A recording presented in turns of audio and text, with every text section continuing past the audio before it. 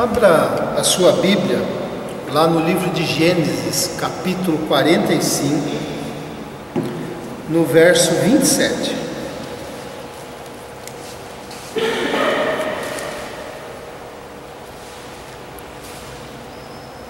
Gênesis 45, verso 27. Todo mundo achou? Diz assim: porém, havendo-lhe eles contado todas as palavras que José lhes falara, e vendo Jacó seu pai os carros que José enviara para levá-lo, reviveu-se-lhe o espírito. Amém? Contexto aqui é que a notícia de que os irmãos de José estavam no Egito e já haviam se encontrado com José, e José já havia tido a oportunidade de vê-los. Depois houve a ida, retornos, até o momento em que José se revela para eles. Depois desses acontecimentos, chegou o conhecimento do faraó que os irmãos de José estavam lá, né? E o monarca mostra uma alegria, uma simpatia pela família de José, até mesmo por causa de José, né? E Faraó oferece então o melhor do Egito. Fala: vai buscar os teus parentes, tragam aqui, e vocês podem desfrutar do melhor da terra, né? E nessa ida então dos irmãos de José para buscar o seu pai e o pessoal que ficou lá, o faraó também deu carruagens, carros com alimentos e outras honrarias, né? E provisões, e eles levaram. E os irmãos de José contaram para o pai toda a história, o pai Jacó, né, a respeito de José, e dizendo acima de tudo assim: seu filho vive, José vive, porque a grande amargura, a grande tristeza de Jacó foi até então pensar que o seu filho tinha morrido, né? Depois de muito tempo há essa revelação, e ela, ao saber do encontro, ao saber do perdão, ao saber que as coisas, que José estava vivo e que houve um reparo em todas essas coisas, porque certamente os filhos detalharam para o pai tudo, diz aqui o texto que pouquinho antes ele não acreditou, mas depois, quando ele ouviu toda a história e ele viu os carros ali que vieram, que Faraó mandou com todas as provisões, diz o texto aqui que o coração de Jacó reviveu, né? Interessante, né? Veio vida. Então, mostrando a condição desse homem, como é que ele estava, né? Difícil perder um filho, difícil da forma como foi perdido, e o amor que ele tinha por José, porque era muito apegado e havia muita afinidade. Mas o que a gente está querendo dizer com isso? Porque houve uma confissão, houve um perdão que foi concedido, não é isso? José concedeu o perdão aos irmãos. E então esta confissão e essa concessão de perdão foi um ato de amor. Sim ou não? Foi um ato de amor. E esse ato de amor teve o poder de reviver o espírito de um homem. Uma ação de amor reviveu o espírito de Jacó, né? É uma ação de amor, porque aqueles que contaram para o seu pai foram aqueles que fizeram mal ao irmão, né?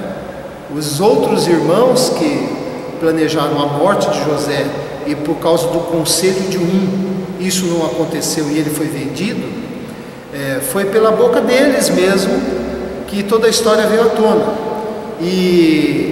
Então foi um ato de amor de José, um ato de amor dos irmãos, de confessarem não só para José antes, mas agora para o pai, contar toda a história, né?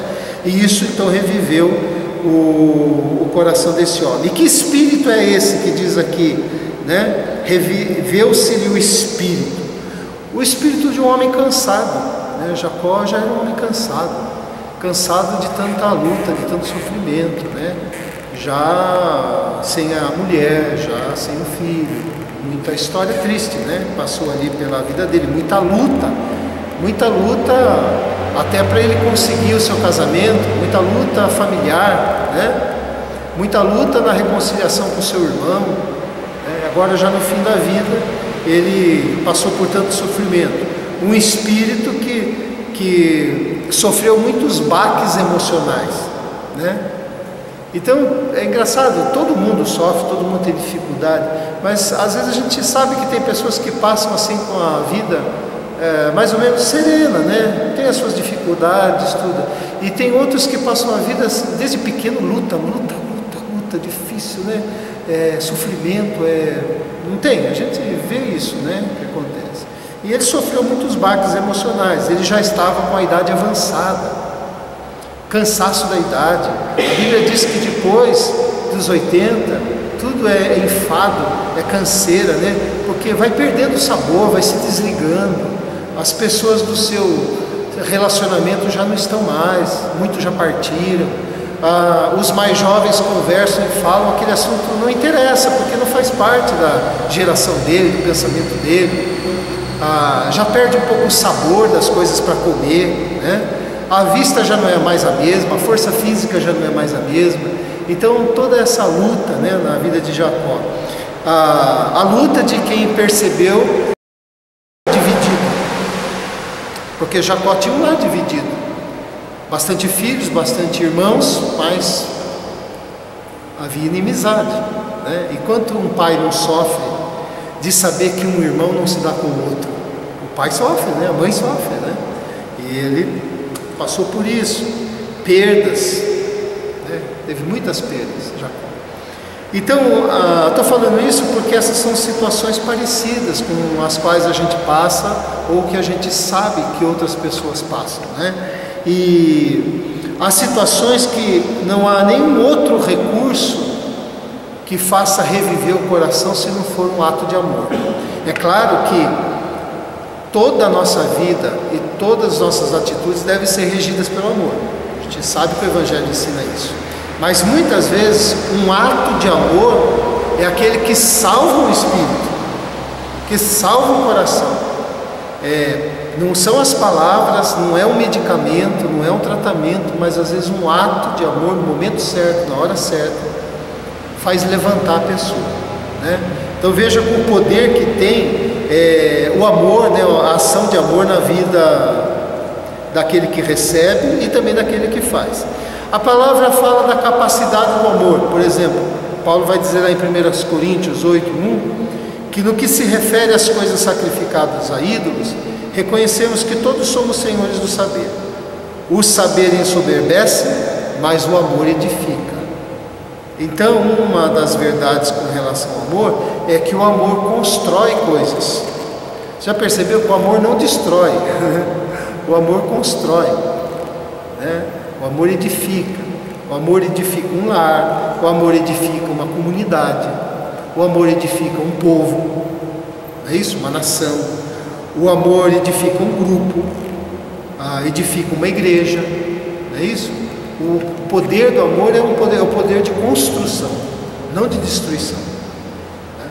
Então o amor, Deus nos amou, veja, de tal maneira, como diz João, que aquilo que Ele fez por nós enviando o Seu Filho, e também a graça dele dispensada a cada um de nós todos os dias, o amor de Deus, ele vai edificando a nossa vida, vai trazendo dignidade para a gente, né? O homem perdeu a sua dignidade na queda, mas Deus, com a sua graça, vem e restaura essa dignidade. E é interessante como o amor, ele dá dignidade para a pessoa que recebe, né? Uma esposa, um marido que é correspondido, que recebe o amor, ele é valorizado, se sente valorizado, é ou não é? O amor, ele dá dignidade quando você age com amor com uma criança. Ela cresce com esse entendimento, com a recepção dos atos, das palavras de amor. O contrário também destrói a vida da criança, né? Então, o amor, ele edifica, e o amor de Deus edifica a gente todos os dias, porque tudo que nos acontece, Deus está formando o nosso caráter. E como Deus está formando o nosso caráter para ser parecido com o de Jesus, não pode ser contrário ao amor, porque a caminhada de Jesus, a existência de Jesus, foi uma pessoa aonde o amor vazava dele, né? Jesus, assim, ele era uma fonte de amor, era um chafariz de amor. Onde ele passava era ato de amor. Encontrava a mulher em luto, encontrava a pecadora, encontrava o pecador, né? Encontrava aquela que estava perturbada de espírito maligno, encontrava um pai desesperado pela doença da sua filha, encontrava um senhor desesperado pela saúde do seu empregado. Jesus, na sua relação com Pedro na sua impulsividade, né? No seu gênio forte, e depois Jesus restaurando Pedro. Quer dizer, Jesus, onde passou, ele era um chafariz do amor, né? E Deus está formando o nosso caráter para ter o caráter de Cristo, portanto, para que nós tenhamos e sejamos pessoas que também manifestem amor, não é isso? Então o amor, ele edifica, é assim que Deus vai edificando a nossa vida. Diz a palavra que o amor também cobre uma multidão de pecados. Olha só, Pedro vai dizer isso no capítulo 4, verso 8, na primeira carta, assim: acima de tudo, porém, tende amor intenso uns para com os outros, porque o amor cobre a multidão de pecados. Cobre multidão de pecados. Ou seja, o amor tem a capacidade de fazer coisas boas e de apagar pontos ruins, né? Olha que interessante, ele não só faz coisas boas, como que ele apaga pontos negativos, né? Então, alguém que se encontra em falta com o outro, mas o outro decide perdoá-lo, e quando ele o procura ou não, mas entendendo que está sendo perdoado, que foi perdoado, isso abençoa, né? Então, tira aquelas coisas negativas, como a amargura, o ressentimento. Então, a mesma pessoa que tem consciência que fez, se sente mal por ter feito, mas às vezes não tem coragem de procurar o outro, porque sabe que o outro está muito zangado, está amargurado, está ressentido com ele, não vê como fazer aquilo, né? Então, quando existe o perdão, os dois lados são restaurados, a menos que aquele que fez não reconheça que fez, né? Aí é outra história, né? O amor tem a capacidade de quebrar muros de separações. A gente falou isso aqui domingo, né, daquele homem que foi à procura do seu irmão, depois de tantos anos de inimizade, decide ir e restaurar o relacionamento, mesmo não sabendo dirigir. Sentou no cortador de gramas, num carrinho de cortador de gramas, e percorreu 500 quilômetros. Olha, que deve ter demorado, hein? Né, Osmar? Quanto que dá por hora um cortador de grama, né? 500 quilômetros, né? Se transforma num... Mas ele foi, né? A história de um filme, né? Que a gente estava falando. Então tem a capacidade de quebrar muro de separação. Ora, a obra de Cristo veio destruir um muro de separação entre judeus e gentios.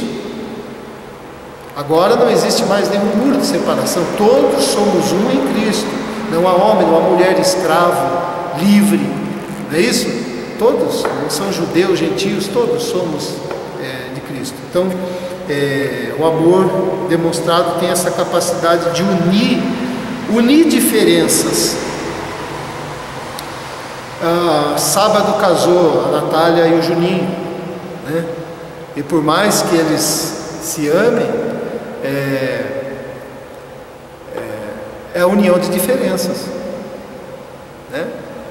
Um é homem, outro é mulher, um foi criado de um jeito, outro do outro, nasceram diferentes um do outro e se juntam. Mas o amor tem a capacidade de unir diferenças.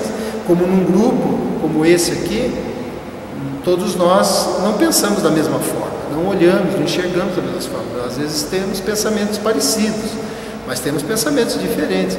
Mas o amor é que nos une, né? É o que faz a gente ceder, faz a gente procurar entender o pensamento do outro, ou então relevar algumas coisas, né? Então ele tem essa capacidade de unir, ele tem a capacidade de levantar uma pessoa do seu erro. A pessoa errou, mas quando então ela tenta se levantar, ela reconhece, ela quer uma nova oportunidade, ela recebe a oportunidade de um recomeço, só recebe se o amor foi na direção dela, né? Se alguém estendeu a mão em amor, permitindo que ela recomeçasse. Então o amor tem essa capacidade também de possibilitar recomeço. E por isso que nossos pecados também foram apagados por causa do amor sacrificial de Jesus, e o amor do sacrifício de Jesus por nós é que nos deu a oportunidade de recomeçarmos com Deus. Uma caminhada a princípio perdida, mas que agora em Cristo a gente tem a oportunidade de recomeçar. Por isso que nós fomos reconciliados com o Pai, né? Por Ele mesmo. Ainda diz aqui a palavra que o amor é o vínculo da perfeição. Paulo vai dizer em Colossenses 3 assim: suportai-vos uns aos outros, perdoai-vos mutuamente, caso alguém tenha motivo de queixa contra outro, assim como o Senhor vos perdoou, assim também perdoai vós. Acima de tudo isso, porém, esteja o amor, que é o vínculo da perfeição. O que significa isso? O vínculo é aquilo que liga, é aquilo que ata uma coisa na outra, né? Então o amor tem a capacidade de ligar casais, o amor tem a capacidade de ligar pais e filhos, filhos com seus pais, tem a capacidade de ligar amigos, relacionamentos, né? Afetos, povos, ainda que estrangeiro um para o outro, mas viver debaixo de uma amizade, não em guerra, não é isso? O amor tem essa capacidade de unir irmãos, ou seja, o amor tem a capacidade de unir o ser humano com o outro ser humano, com o próximo, e o ser humano com a natureza. Porque o nosso cuidado pela natureza, além de ser o discernimento e a compreensão de que isso também nos afeta, é um ato de amor. Quando você não judia de uma criação, quando você não destrói, né, aquilo que a natureza dá, quando você tem um cuidado, seja com uma planta, seja com um animal, seja com a saúde da água, seja, enfim, é um ato de amor. É um ato de egoísmo, por exemplo, nas campanhas, a pessoa não se preocupar que o país passou por um momento de escassez de água e ela esbanjar a água de um lado, né? Não tomando a consciência de que se todos nós fizermos a nossa parte, então todos nós teremos condições de continuar. Mas o egoísta faz o quê? Não está nem aí, pensa nele só. Então quando a gente toma consciência de que eu faço a minha parte, o outro faz a parte dele, tudo, é um ato de amor para com a vida do próximo, para com a criação. Então o amor tem esse vínculo, né, essa capacidade de atar e ligar relacionamento, ser humano com ser humano, e o ser humano com a natureza, porque nós fazemos parte da natureza. Da onde nós tiramos o alimento, né? Que é a nossa sobrevivência. Da onde nós recebemos a luz, que é necessária a nossa sobrevivência. Da onde nós encontramos medicamentos, da natureza. Então, aí depois, então, ainda diz que o amor é o único que permanece. Não é o único que permanece, porque todas as outras coisas não serão necessárias. Nós vamos estudar. No céu, por exemplo, haverá necessidade de esperança? Não. Lá é a consumação, né? Mas o amor estará presente. Por isso o amor permanece sempre. Porque o amor é aquilo que faz com que todas as outras coisas e todas as outras virtudes funcionem. A gente está falando na escola dominical, né, sobre isso daí. Paulo vai dizer em Gálatas 5, verso 6, uma coisa interessante. Olha só, presta atenção, só ouça. Porque em Cristo Jesus, nem a circuncisão, nem a incircuncisão, ou seja, nem o rito, e nem ser judeu ou não judeu, ter o rito ou não ter o rito, nem o culto em si, nem a circuncisão, nem a circuncisão tem valor algum, porque tudo isso aqui é terreno. Mas a fé que atua pelo amor.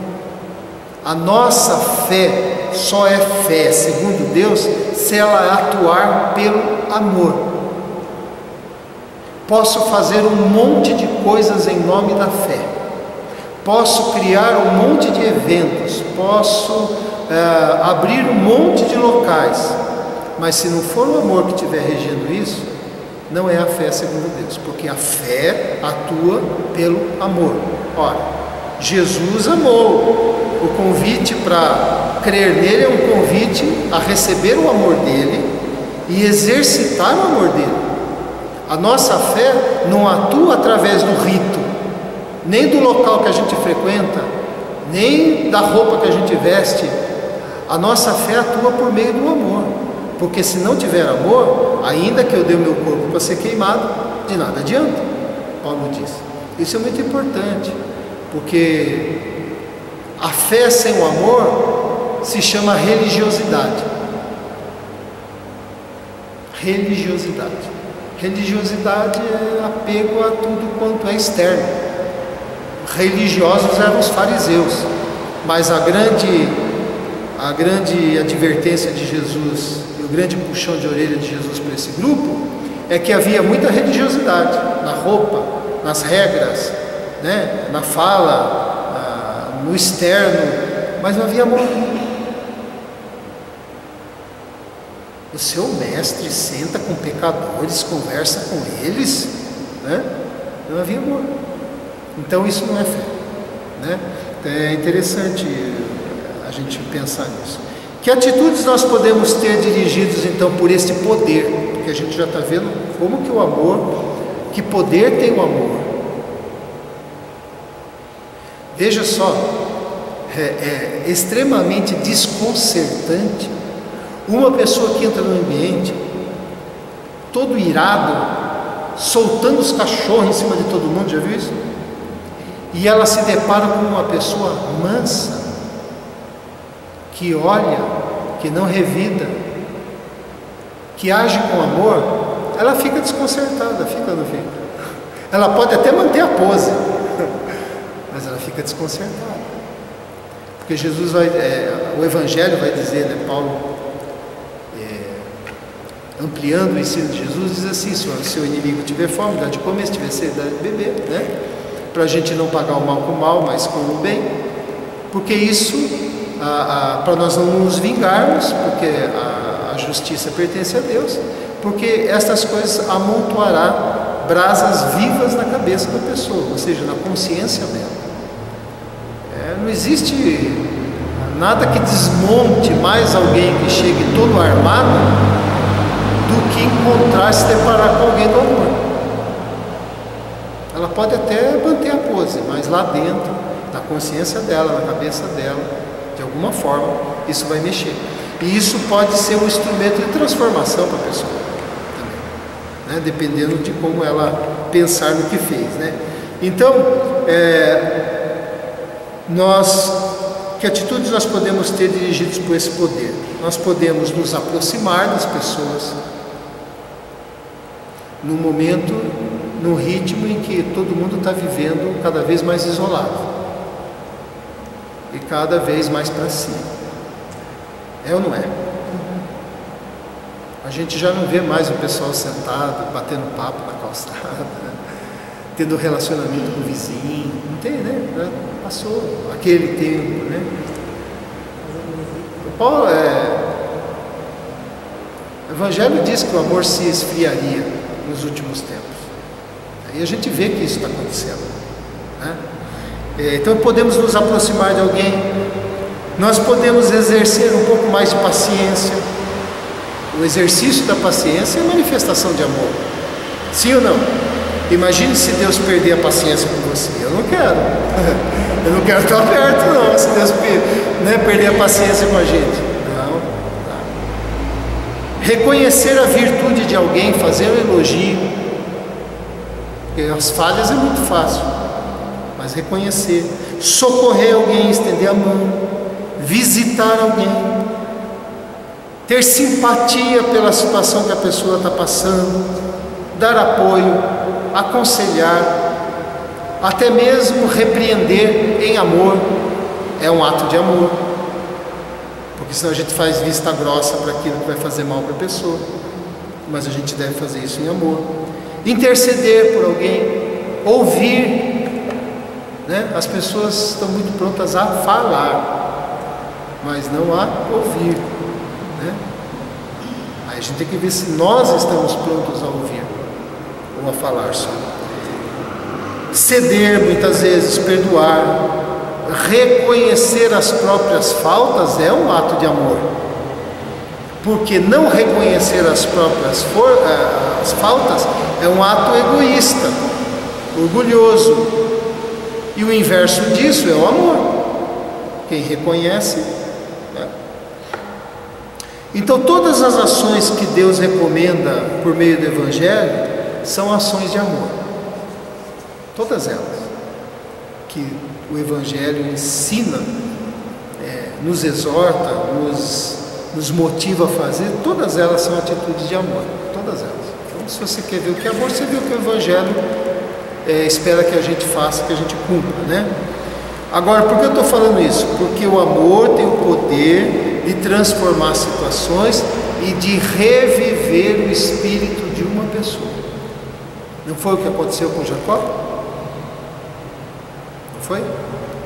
Diz aqui que o espírito dele reviveu, ou seja, ele era um zumbi, vivo, andando, comendo, trabalhando, ouvindo, vendo alguma coisa dentro das suas limitações, mas quando chega a notícia, quando chega a história, ele recebe vida, né?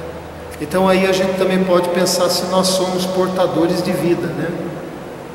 Se quando a gente chega, a nossa presença faz reviver o espírito das pessoas, ou a gente joga as pessoas para baixo, né? Ou a gente manifesta desafeto, né? Então o poder do amor, ele tem o poder de fazer reviver. Paulo diz assim, concluindo aqui: todos os vossos atos sejam feitos com amor. Todos os seus atos têm sido feitos com amor. Todos os meus atos têm sido feitos com amor. A gente fazer essa pergunta para a gente: quantas coisas seriam evitadas se a gente agisse com mais amor? É ou não é? Quantas coisas? Então a gente precisa perceber com sinceridade como é que o nosso coração está. Se o nosso coração não está amoroso em relação a alguma coisa, nós devemos colocar a nossa vida diante do Senhor, pedir a ajuda dele, não é isso? Primeiro reconhecer, pedir a ajuda dele, porque essa é uma oração que ele responde, porque é uma oração segundo a vontade dele, porque ele quer que a gente seja pessoas do amor, né? E a gente tomar firme decisão de amar por obediência e não por sentimento. Amar por obediência, e o sentimento Deus vai cuidar. A gente faz o contrário. A gente quer amar por sentimento.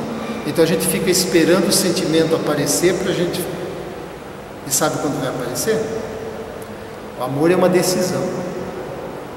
Tomou uma decisão por obediência. Aí Deus vem e trabalha aquilo que a gente não consegue. Então, obedecer. Senhor, está difícil, é duro, não estou sentindo, mas tua palavra diz, o Senhor fala e eu obedeço. Toma essa decisão. Aí Deus vai trabalhar o coração. Agora, se você esperar sentir para fazer, você vai adiar, e você nunca vai fazer, né? Então, eu quero deixar essa mensagem aqui, que fala sobre o poder do amor, né? Porque a lei de Cristo nada mais é do que amar a Deus e ao próximo, né? E se a gente quer aprender mais, enxergar melhor como isso é feito, é só você olhar para Jesus. Olhar para Jesus homem. O Jesus homem. Amém? Pai querido, obrigado, Deus, pela tua palavra, que vem semear no nosso coração mais amor, que vem nos desafiar a amar por obediência, simplesmente tomando a decisão de fazer aquilo que o Senhor pede de nós, sabendo que o que o Senhor pede não é mal, é sempre o bem, sempre o que é melhor. Que essa palavra possa nos ajudar em alguma situação e possa nos ajudar na nossa caminhada aqui, porque nós vamos nos deparar com muitas situações em que o nosso amor será confrontado.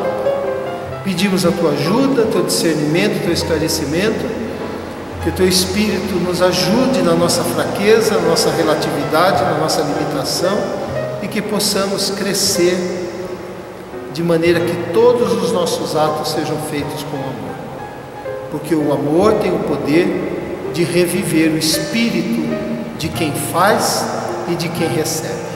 Em nome de Jesus. Amém.